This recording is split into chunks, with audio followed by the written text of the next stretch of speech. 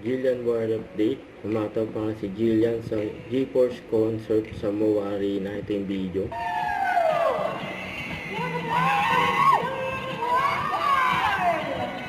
GeForce baby, might I say. Jillian Ward. Ano yun? Ano niya?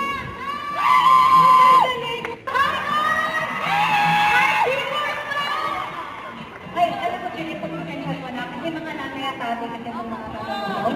Hello po mga nanay at tatay! At saka mga lola at lola, mga nakatulog ng mga to. Ay, pag-mentionhan mo na. Eh, alam mo, ito na lang magiging mo. Sila! Sila! Oh, mama! What's up? Oh my God! Dito naman, Julie! Dito naman!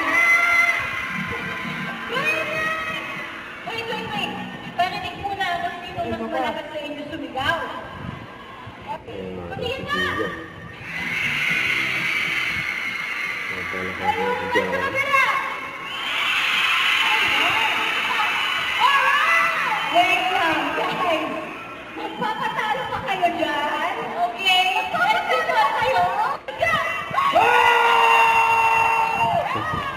Ayun naman pala eh.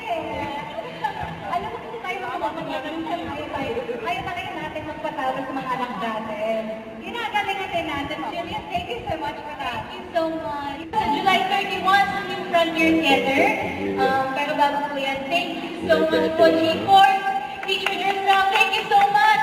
And sa Gen Z, sino po ang nag-zoom sa akin. And I'm so excited sa mga gagawin ko po po with G-Force. Yes, so what you showed us like is just a teaser for what you have in store. Thank you, Julian! God bless you guys! Let us Jillian pray! dating down.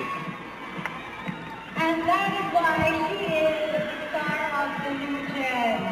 Ang galing niya. And you know what? She can sing! That girl can sing!